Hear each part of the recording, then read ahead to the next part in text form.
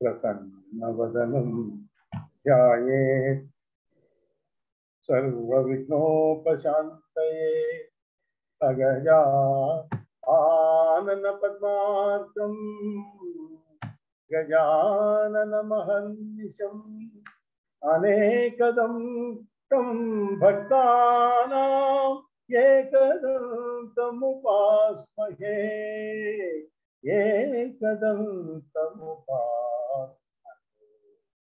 ओम गजाननाय नमः। ओम पार्वतीतनूजाय नमः। ओम मंगलप्रदाताय नमः। ओम श्री राधाय नमः।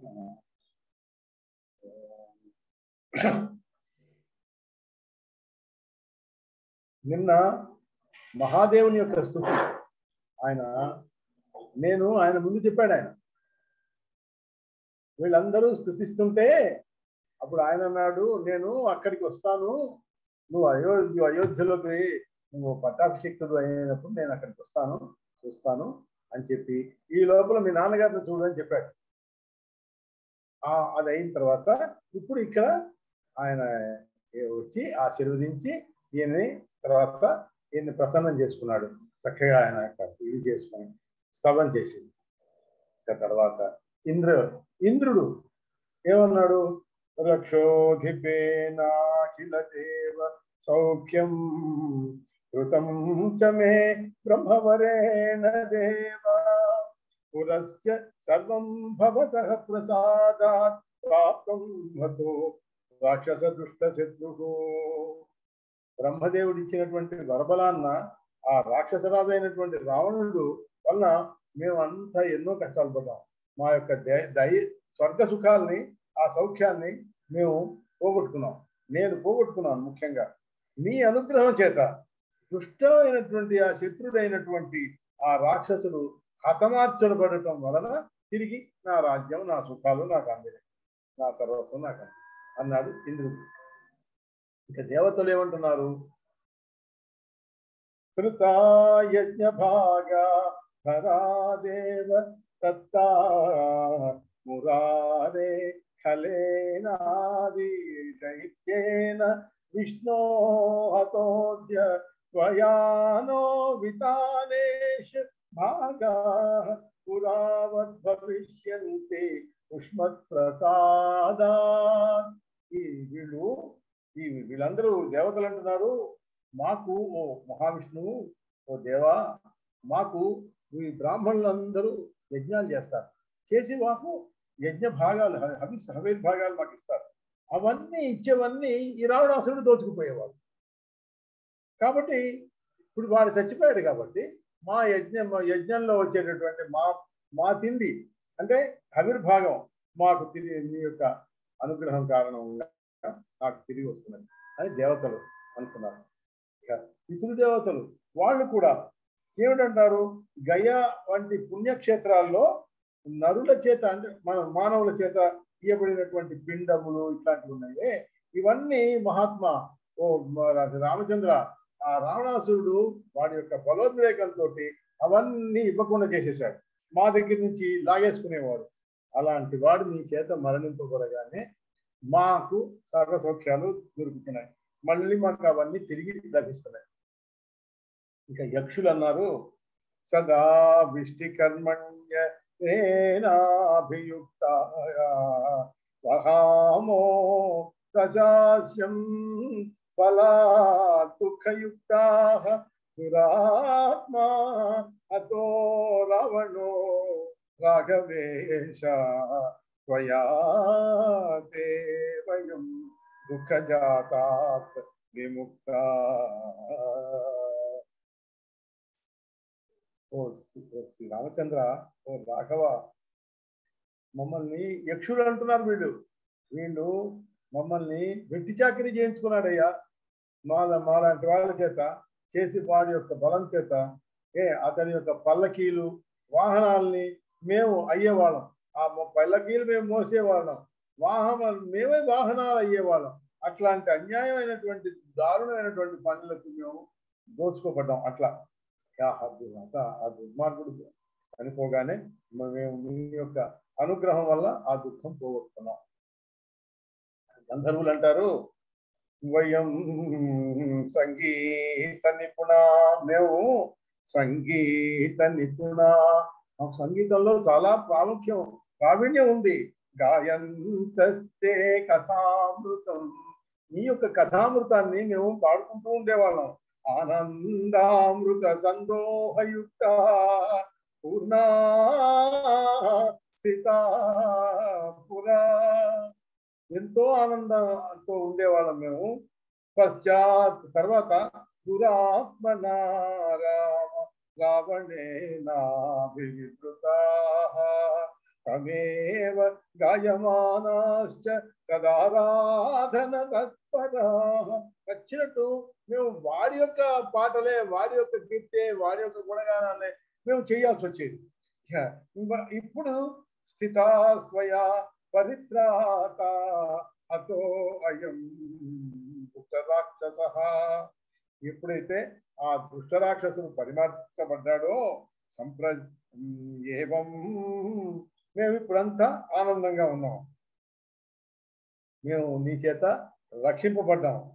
అట్లాగే ఏవం మహోరగా సిద్ధా కిన్నరా మరుతస్తథా, వీళ్ళందరూ సిద్ధులు, కిన్నరులు, మరుత్తులు, మహోరగలు అంటే నాగులు, వీళ్ళందరూ కూడా ఇదే మాటలు అన్నారు.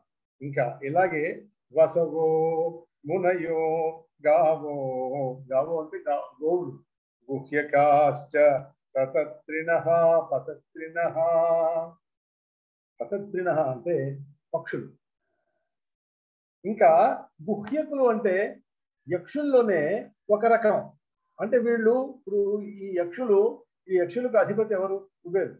ఈ కుబేరుడు అది ధనాధిపతి. ఆయన ఆ ధనాన్ని రక్షించడానికి కొంతమందిని ఉంచాడు, వాళ్ళని గుహ్యకులు అంటారు.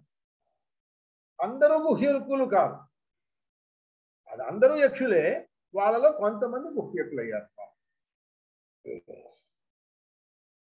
సప్రజాపతయశ్చైతే తథా చ అప్సరసాం గణాం, అట్లాగే అందరూ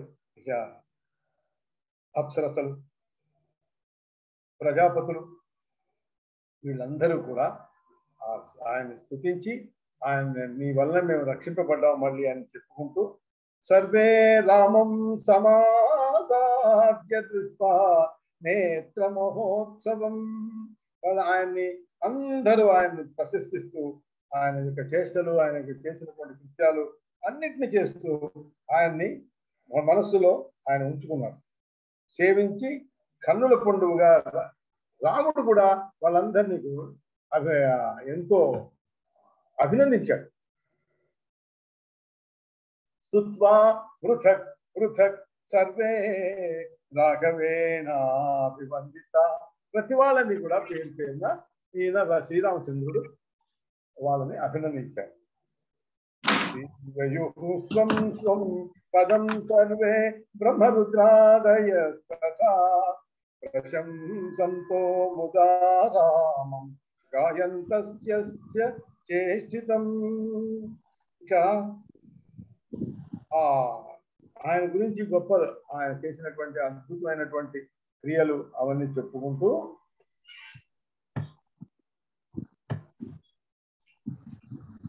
వీళ్ళందరూ ఆ సీతాలక్ష్మణ సంయుక్తుడైనటువంటి వాడిని, సింహాసనస్థుడు అయినటువంటి వాడిని ప్రశంసిస్తూ ఆయన యొక్క రూపాన్ని తమ యొక్క మనస్సుల్లోనూ కళ్ళల్లోనూ నిలుపుకొని, పూర్తిగా హృదయాల్లో పూర్తిగా నింపుకొని అలాంటి ఆయన్ని ధ్యానిస్తూ ఆ బ్రహ్మరుద్రోధులు వాళ్ళకి వాళ్ళ స్థానాలకి వాళ్ళు వెళ్ళిపోయారు. అందరూ స్తుతించారు, బ్రహ్మ రుద్రుడు వాళ్ళ స్థానాలకి వాళ్ళు వెళ్ళిపోయారు.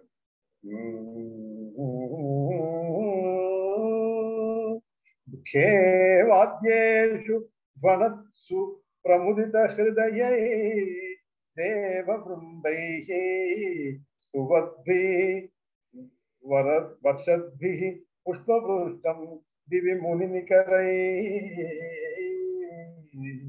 ఈడ్యమానః సమంతాత్. ఖే అంటే సముద్రం, ఆకాశం. ఆ దాంట్లో వాద్యాలు ఖ అంటే ఆకాశం, ఖే వాద్యేషు ఆకాశంలో ఉన్నటువంటి ఆ వాద్యాలు ఉన్నాయే అవన్నీ మోగుతూ ఉంటే దేవతా బృందాలన్నీ ఆ దివి నుండి ప్రసన్నమైనటువంటి మనసులతోటి, అంటే ఏమిటి, ఎంతో ఆనందమైనటువంటి మనసులతోటి విరులు కురిపించారు. విరులు అంటే పుష్పవృష్టి కురిపించారు. ఇంకా ఋషులు నాలుగు వైపుల ఆకాశం నుంచి చూస్తూ ఆయన్ని శ్రీరామచంద్రమూర్తిని ప్రశంసిస్తున్నారు, స్తుతిస్తున్నారు, స్తోత్రం చేస్తున్నారు. ఇంకా ఈ రాముడు ఇంకా రామ శ్యామ ప్రసన్న స్మిత రుచిరముఖ సూర్యకోటి ప్రకాశ సీతా సౌమిత్రి పాతాత్మజముని హరిభి సేవ్యమానో విభాతి.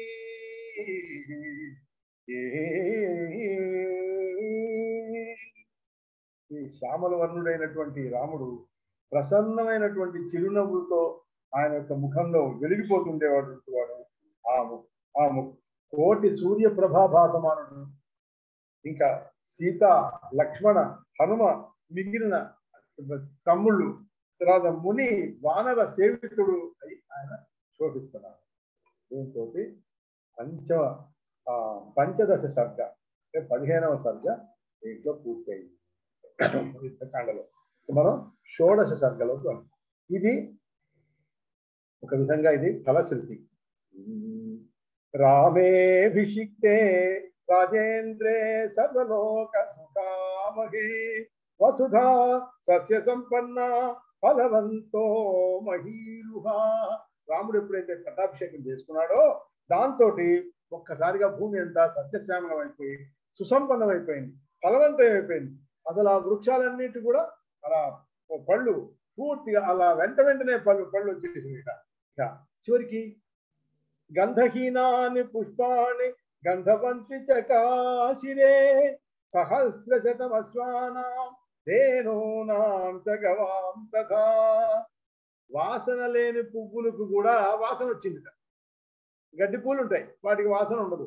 కనకాంబరాలు ఉన్నాయి, వాటికి వాసన ఉండదు. కానీ వాటి అన్నిటికీ కూడా వాసన వచ్చేసింది. ఇట్లా అన్నమాట. ఇంకా వేల వేల అశ్వాలు,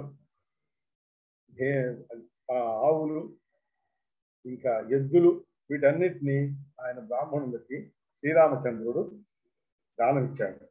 దదౌ శతవృషాన్ పూర్వం విజేభ్యో రఘునందన 30 కోటి సువర్ణస్య బ్రాహ్మణేభ్యో దదౌ పునః. 30 కోటి అంటే అసలు ఈ ఎన్నో 30 కోట్లు, 30 అంటే 30 కోట్ల ఈ సువర్ణ ముద్రలు ఉంటాయి, సువర్ణ ముద్రలు, అవి ఆయన బ్రాహ్మణులకి పంచిపెట్టారు, దానం ఇచ్చేశారు. ఇక వస్త్రాలని, ఆభరణాలని బ్రాహ్మణులకి విరివిగా ఇచ్చాడు. అక్కడ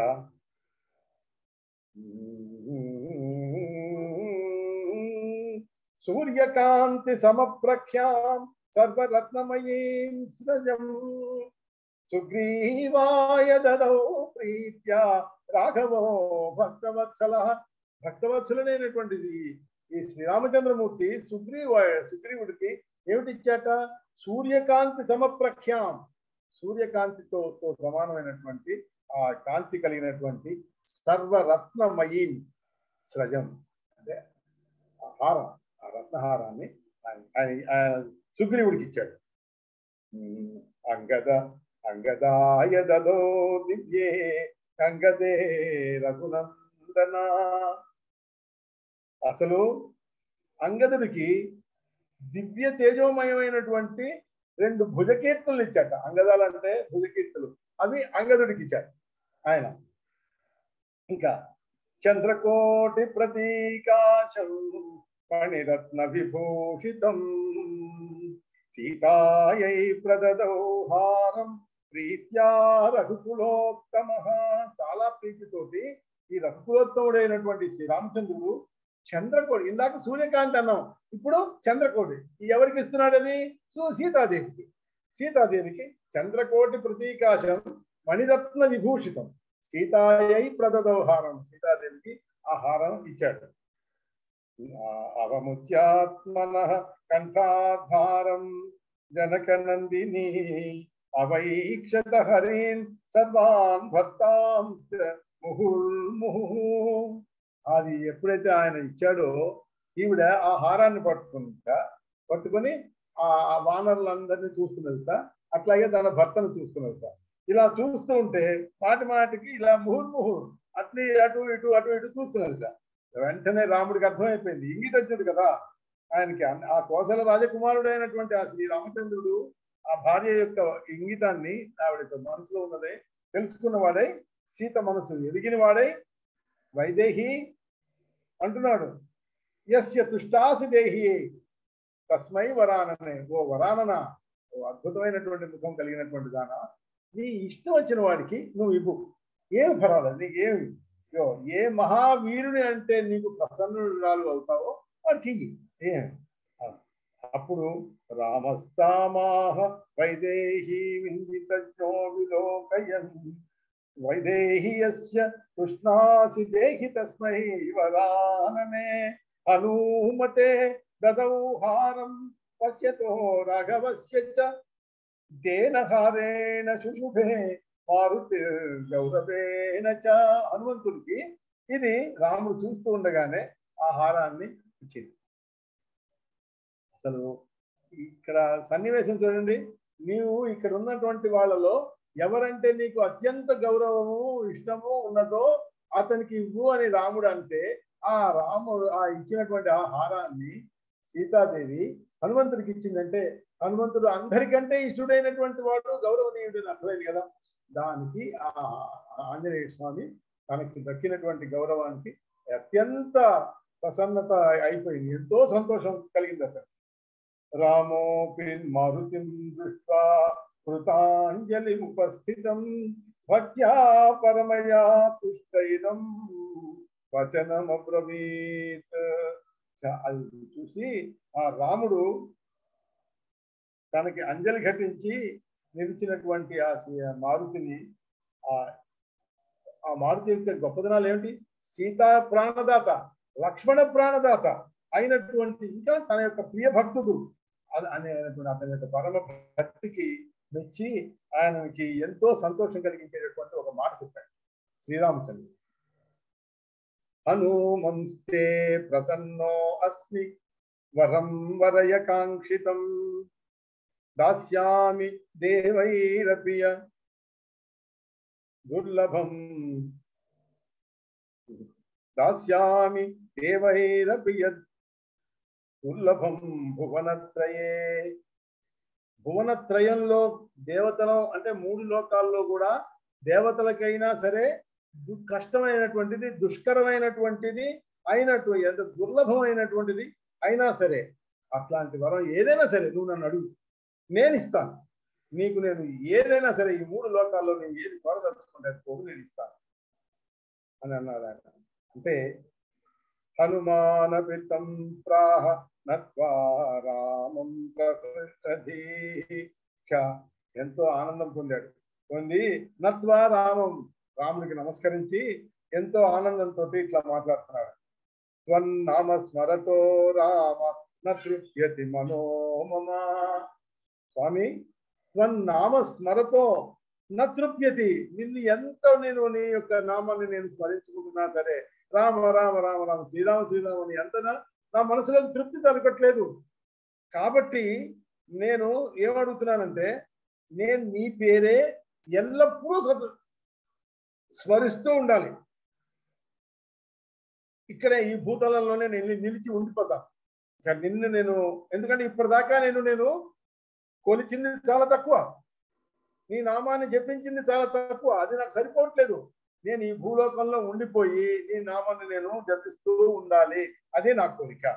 అతస్త్వన్ నామస్మరతో రామ నృప్యతి మనోమమ అతస్త్వన్నామ సతతం స్మరన్ స్థాస్యామి భూతలే.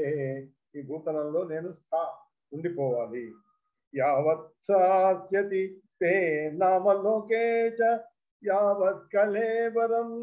ఈ నా కళేబరం నా శరీరం ఉన్నంత కాలం నీ యొక్క మాటని నీ యొక్క పేరుని అలా తలచుకుంటూ నేను ఉండటమే, అలా అప్పటిదాకా నా శరీరం కూడా ఉండుగాక అని రాజేంద్ర, ఓ రామరాజేంద్ర, నాకు అత్యంతము ఇష్టమైనటువంటి వరం ఇదే, కాబట్టి దయచేయండి. రాముడు సరే అని ఇంకా ఇలా అన్నాడు. రాముడు అంటున్నాడు, నువ్వు అన్నట్లుగా అక్కడ అలాగే ఉండు, నువ్వు ముక్తుడు వైపు. ముక్తుడు అంటే ఈ శరీరం వదిలిపెట్టేసి నా దానికి రావడం కాదు. నువ్వు ఈ ఇహ లోక విషయాలన్నిట్లోంచి నువ్వు విముక్తి చెంది నీ యథామతి, నీ మనసు ఎప్పుడైతే ఎలా అయితే నా పేరు నా మీద ఉన్నదో అట్లా ఉండిపో, నిలిచి ఉంటూ ఈ కల్పాంతం నందు, అంటే ఈ 4 యుగాలు పూర్తయిన తర్వాత నువ్వు నా సాయుధ్యం పొందుతావు. ఇంకా దీంట్లో ఏ సందేహం వద్దు. కల్పాంతే మమ సాయుధ్యం ప్రాప్యతే నాత్ర సంశయః అని అనగానే అప్పుడు జానకీదేవి అంటున్నది, తమాహ జానకి ప్రీత యత్ర కుత్రాపి మారుతే, ఎత్ర కుత్రాపి, నువ్వు ఎక్కడ నిలబడి ఉన్నా, నువ్వు ఎక్కడ ఉన్నా సరే నా ఆజ్ఞ చేత నీకు సకల భోగాలు లభిస్తాయి. ఆయనకు అవసరమా అని ఆవిడ యొక్క ప్రేమ చేత ఆవిడ ఆ వరం ఇచ్చింది. ఇట్లా లోకాన్నే నియమించగలిగినటువంటి ఆ సీతారామచంద్రులు వాళ్ళు ఆనతి ఇవ్వగా ఇక ఆ ఆంజనేయుడికి పట్టపగాలు లేవు. అత్యంతమైనటువంటి ఆనందంతో ఆయన కళ్ళు ఆ అశ్రువులతోటి నిండిపోయింది.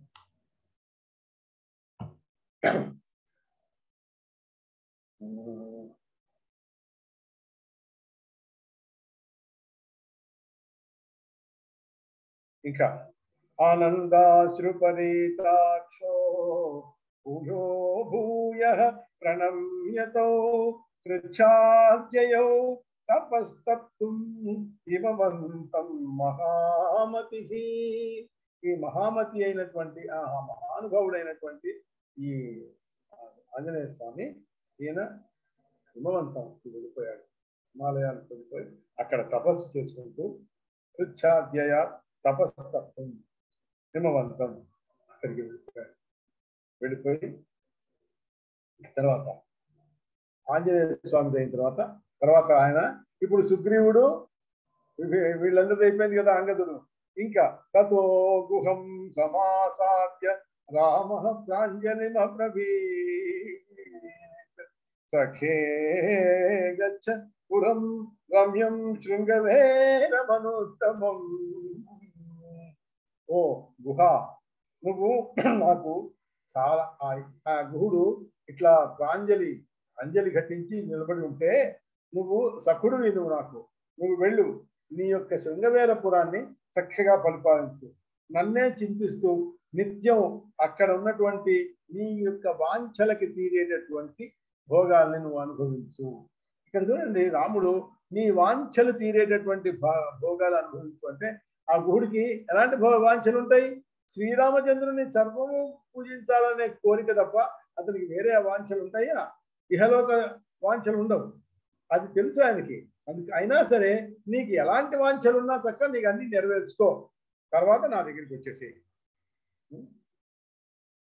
మామేవ చింతయిన్ నిత్యం భుంక్ష భోగాన్ యాచితాన్ అంతే మమైవ సారూప్యం ప్రాప్యసే. ఇక్కడ మీరు గమనిస్తూ ఉన్నారా? ఇందాక ఆంజనేయ స్వామిని ఏమన్నాడు? కల్పాంతంలో సాయుధ్యం పొందుతాడు అన్నాడు, నువ్వు పొందుతావు అన్నాడు. ఇక్కడ అంతే మమైవ, చివరిలో మమైవ సారూప్యం ప్రాప్స్యసే. ఇక్కడ మోక్షమే, అది మోక్షమే, ఇది మోక్షమే. ఇది 4 రకాలని చెప్పాను కదా. అప్పుడు ఈ సారూప్యం అంటే ఈ రాముని రూపంలోనే ఉంటాడన్నమాట. అంటే ఈ విష్ణు యొక్క పార్షదులు ఉన్నారే, అందరూ విష్ణు రూపంలోనే ఉంటారు, అక్కడే ఉంటారు. వాళ్ళు విష్ణువులో ఐక్యం అవ్వలేదు, అక్కడ ఉంటారు, వైకుంఠపురంలోనే ఉంటున్నారు వాళ్ళు. ప్రాప్స్యసే త్వం నా సంశయ, ఏమి అనుమానపడకు. ఇత్యుక్త్వా ప్రదదౌ తస్మై దివ్యాన్యాభరణాని చ రాజ్యం చ విపులం దత్వా విజ్ఞానం దదదౌ విభుః. అలా చెప్పి ఆయనకి, ఆ గుహుడికి ఎంతో అద్భుతమైనటువంటి ఆ దివ్యాభరణాలు ఇచ్చి పంపించాడు. అంతేకాకుండా తత్వజ్ఞానం ఇచ్చాడు ఆయన. జ్ఞానం, ఏం జ్ఞానం? రామతత్వం, శ్రీరామతత్వం, ఆ జ్ఞానం ఇచ్చాడు ఆయన. రామేణ ఆలింగతో సృష్టో యయౌ స్వభవనం ఏ చాన్యే వానరా శ్రేష్ఠ అయోధ్యాం సముపాగత. ఈ రాముడి చేత కౌగిలించుకొని పడి అలాంటి ఆ గుహుడు ఆనందంగా తన యొక్క గృహానికి వెళ్ళిపోయాడు. ఇక మిగిలిన వాళ్ళు వానరులు ఉన్నారు కదా, శ్రేష్టమైనటువంటి వానరులు, మామూలు వాళ్ళు కాదు, శ్రేష్ఠ వానరులు అందరూ అయోధ్యకు వచ్చిన వాళ్ళు అందరినీ ఈయన అమూల్యమైనటువంటి ఆభరణాలతోటి, వస్త్రాలతోటి ఈ రాఘవుడు సత్కరించాడు. ఈ సుగ్రీవ ప్రముఖులు అందరూ, ఈ వానరులు, విభీషణుడు, మీ అందరూ ఈ పరమాత్మ అయినటువంటి రాముడి చేత యథోచితముగా సత్కరింపబడి ఆనందంతో వారి వారి స్థానాలకి చేరుకున్నారు.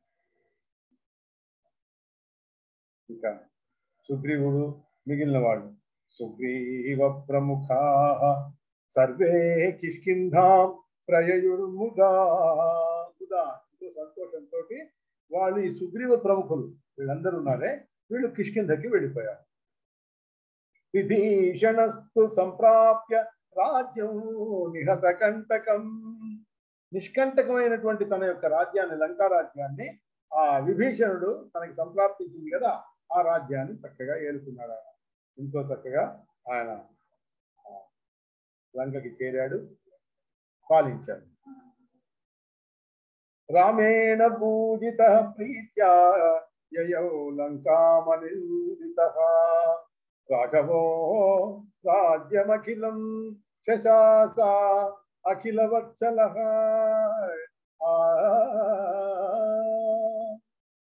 ఈ రాఘవుడు రాజ్యంలో, ఆ రాజ్యం అంతటిని, అందరి యందును ఎంతో వాత్సల్యంతో, ప్రేమతోటి ఆయన పరిపాలించాడు. ఇంకా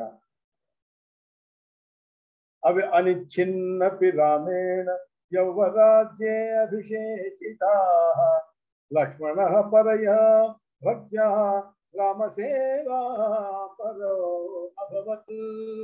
ఇక్కడ తేడా ఉంది. ఇక్కడ వాల్మీకి రామాయణానికి దీనికి ఏమిటంటే, అనిచ్ఛిన్నపి, అతనికి ఇష్టం లేదు ఈ రామ యవ్వరాజ్యాభిషేకం చేసుకోమని రాముడు అడిగితే, వాల్మీకి రామాయణంలో లక్ష్మణుడు నాకు వద్దు అన్నాడు.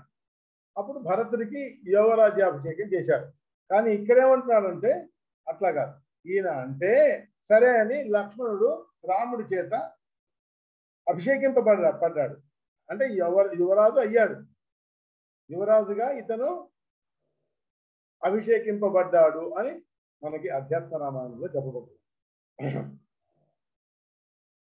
రామస్తు పరమాత్మాపి కర్మాధ్యక్షో అపి నిర్మలః కర్తృత్వాది విహీనోపి నిర్వికారోపి సర్వదా. శ్రీరామచంద్రుడు పరమాత్ముడైనా, రామస్తు పరమాత్మ అయినా, కర్మాధ్యక్షుడు అయినా, నిర్మలుడు అయినా, కర్తృత్వాదులు లేనివాడు అయినా, నిర్వికారుడు అయినా, సర్వదా ఆత్మారాముడే ఆయన అయినా, సర్వలోకాలకి బోధించడం కోసం, వాళ్ళకి చెప్పడం కోసం, వాళ్ళకి తెలియజేయడం కోసం ఎన్నో కర్మలు చేశాడు. విస్తారములైనటువంటి దక్షిణలు ఇచ్చాడు. అశ్వమేధాది యాగాలు చేశాడు. ఆయనకి అశ్వమేధాది యాగాలు చేయవలసిన అవసరం ఉందా? పరమాత్ముడైనటువంటి శ్రీరామచంద్రుడికి అయినా చేశాడు. పరమానంద స్వరూపుడు మనుష్య శరీరంలో ఉన్నాడు కాబట్టి ఆయన ఆ పనులన్నీ చేశాడు. అయజత్ పరమానందో మానుషం వపురాశ్రితః నా పర్యదేవన్ విధవా నచ వ్యాలకృతం భయం. ఆయన రాజ్యాన్ని పరిపాలిస్తుంటే విధవరాళ్ళు అనేవాళ్ళు లేరు, వాళ్ళు ఏడవడం అనేది లేదు. తర్వాత పాములు మిగిలినటువంటి క్రూర జంతువుల యొక్క భయం అసలు ఆ అయోధ్య నగరంలో లేనే లేదు. వ్యాధుల భయం లేదు. నా వ్యాధిజం భయం ఆసీత్ రామే రాజ్యం ప్రశాసతి లోకే దస్యు భయం నాసీత్ అనర్థో నాస్తి కశ్చన. ఇంకా వృద్ధులకి కానీ దొంగల భయం లేదని చెప్పాను కదా, ఎక్కడ అనర్థాలు లేవు. వృద్ధులకి, సత్పురుషులకి, బాలులకి ఎవరికి అకాల మృత్యు భయం అనేది లేనే లేదు. అందరూ రామ పూజా పరులే. అక్కడ దాంట్లో ఉన్నటువంటి వాళ్ళు, అయోధ్యలో ఉన్నవాళ్ళు అందరూ రాఘవుని స్మరించే వాళ్ళే. ఇంకా ఇక్కడ వవర్షుచ్చలదాస్తోయం యథాకాలం యథారుచి ప్రజా స్వధర్మ నిరత వర్ణాశ్రమ గుణాన్విత. యథాకాలం అంటే ఏ సమయంలో యథారుచి గుండా రావాలో అలాంటి సమయంలోనే వర్షాలు పడ్డాయి. అంటే నెలకి 3 వర్షాలు పడతాయి అని అంటారు కదా, అట్లా ఎప్పుడు పడాలో అప్పుడు పడ్డాయి. ప్రజలందరూ వాళ్ళ యొక్క స్వధర్మ కర్మ నిరతులయ్యారు. అట్లాగే వర్ణాశ్రమ నియమాలు వాళ్ళు పాటించారు. రాముడు తన యొక్క ప్రజల్ని ఔరసానివ అంటే తన కన్నబిడ్డలు, ఔరసుడు అంటే కన్నబిడ్డ అన్నమాట. ఆ ఔరసానివ రామోపి జుగోప పితృవత్సర